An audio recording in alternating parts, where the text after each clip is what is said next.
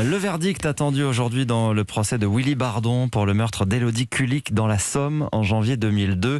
Hier, 30 ans de prison ont été requis à son encontre. L'accusé qui clame son innocence prendra une dernière fois la parole ce matin. Hier, ses avocats ont réclamé l'acquittement.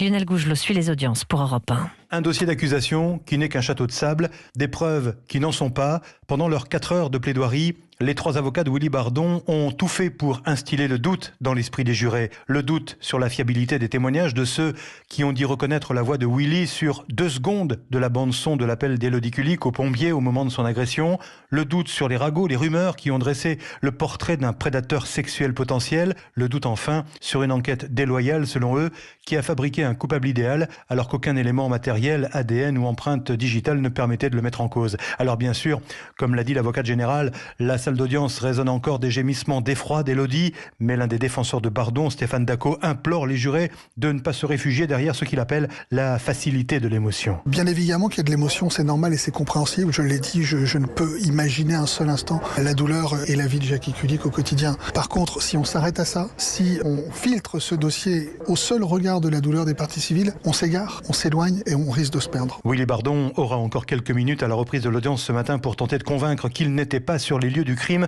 Son sort sera ensuite entre les mains des 9 jurés et des 3 magistrats de la Cour. Douai, Lionel Gougelot, Europe 1.